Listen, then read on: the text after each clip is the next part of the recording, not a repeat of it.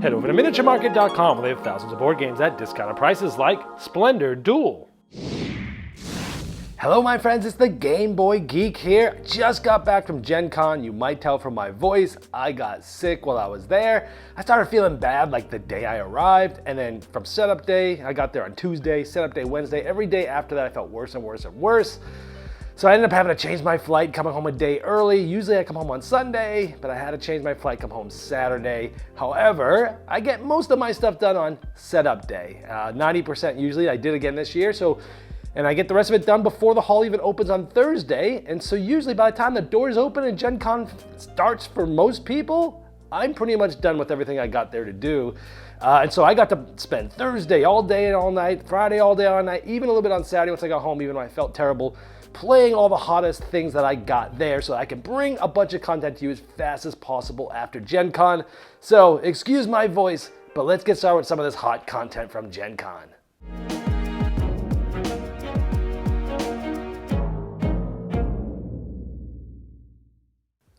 So Splendor Duel is coming out at Essen. Essentially, this is taking Splendor and teaming up with my favorite designer, Bruno Cathala, the master of two-player games, and putting together Splendor Duel. You may know, Seven Wonders Duel is one of the best games on Board Game Geek, and a lot of people like it better than the original.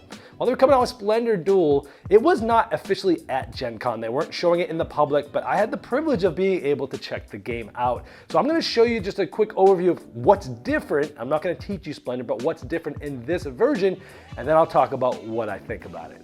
One of the main differences is how you get the gems. You don't just take them from a stack. No, of course not. Not with Bruno Cathala, the abstract master, around. You're going to look at this board, and let's say like the bottom left. You see a green, black, and blue in the bottom left there. Now you can take up to 3 gems in any straight line. So up and down, left and right, or diagonal. So let's say we take those 3 on the left towards the bottom there. Now the next player, let's say, just next to the one that was taken there, we see a white to the right of it. And diagonally up to that, we see a blue, and diagonally up, we see a white again. Let's say they take those 3. Now on your turn, just like before, you can turn the gems in to get cards. Now level 3 only has 3 cards, level 2 has 4 cards, and level 1 has 5 cards. Now you'll notice by looking at some of these that there's a new resource there. At the very bottom of the bottom 3 ones, you see in the bottom there's 1 pink. Those are pearls. And those pearls look just like this on the board. So one cool thing is you can use those pearls to get cards, like this one is just going to be 3 points, but notice this one is not a color. It's just sort of grayish there. It does not give you sort of engine building, but it gives you some points. Now the pearls are interesting because you can choose to use them, and if you do, they're going to go back in the bag, and eventually they'll come back on the board, or you could decide to get both pearls and then hoard them. And it's going to stop the other player from getting cards with those pearls, but it's also going to be filling up your hand that has the same 10 gem hand limit. Now some cards, like the one on the left there, has crowns. You see 2 crowns at the top of that. And this is important because that's how you get some of the nobles up top there. If you get 3 crowns, you get 1 noble. If you get 6 crowns, as shown on the bottom left of those cards, you'll get a 2nd noble. And those are worth points, but they're also going to give you some special abilities. You'll see some of those purple abilities up there. But you'll also notice that cards that you normally get with gems can also give you abilities too. Like the one on the right here allows you to take a gem from another player. The one on the left allows you to get a privilege. Now these privileges are actually cool sort of little sculpted miniatures that you'll get to take. And they essentially allow you to get any gem on the board. So you could use it at the beginning of your turn, take any gem, and then take your normal action of taking any 3 gems in a row. They don't have to be next to the one that you just took using that privilege. Now, privileges are also given to your opponent based upon things that you do. Like at the bottom of this board, you'll see, if on the left, if you ever take 3 gems of the same kind, when you take up to 3 gems, your opponent gets a privilege. Or on the right, if you take both pearls from the board somehow in a normal fashion, they get a privilege. Or on your turn, if there's getting less and less gems on the board, you can refill the board from the bag, and when doing so, it gives the other player a privilege.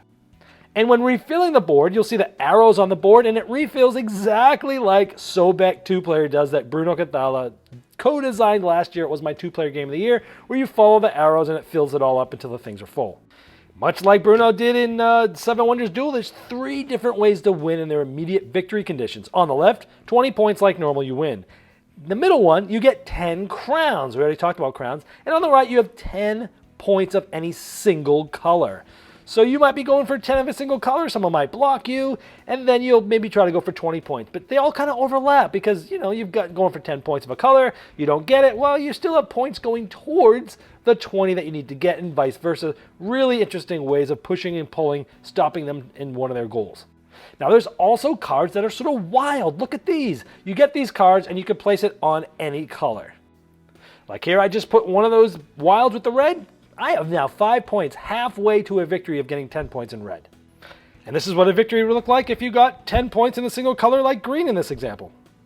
Or maybe here's an example of someone winning with 10 crowns. As you can see, lots of similarities to Splendor, but also lots of differences that Bruno brings to the table. Yeah, before Gen Con, I released a top 10 most anticipated games, but that was reserved for games that were selling at Gen Con, because I don't want people to get all excited about games they can't get while there. Otherwise, this would have been number one. But after, checking this game out and spending some time with it, I gotta tell you, let me talk about the things that I liked about it. Bruno used to be a competitive chess player, and it comes out because most of his games, a lot of his games have an abstract nature to it, and this does too. I love the new way that you get gems. You don't just take them from a pile like the old Splendor. You have this abstract nature of selecting up to 3 gems in a straight line, up and down, left and right, diagonal, and it just brings like a really interesting puzzle to it. If things are empty, you're not, it changes what you're going to take. So it's really clever there. I love that aspect. It's like, I'm going to take this and it's going to stop this player from doing this, and things like that. Just brings a whole nother level, almost like a new mini game to even how you gain the resources in this game, and it works so well.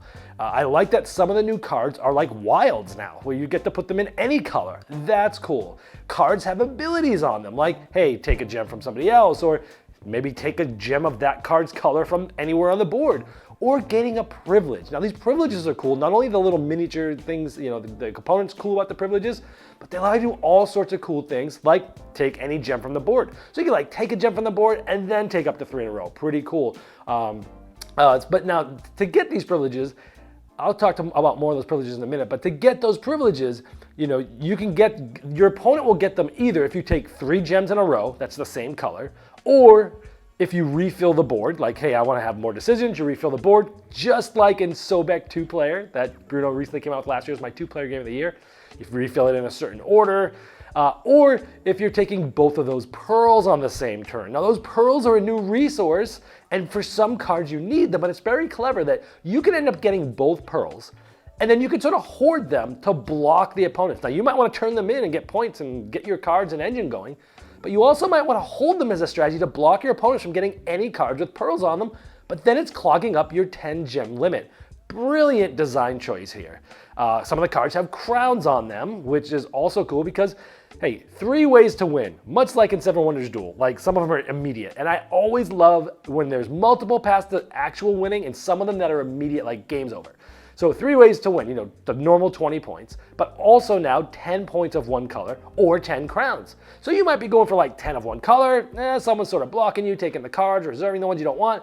But guess what? Those 10 points towards that color is going towards your 20 points, and maybe you have some crowns on there too. So it's almost like a Venn diagram where like the 3 win conditions, they have some overlap there, allows you to pivot in your strategy mid-game, which I really love.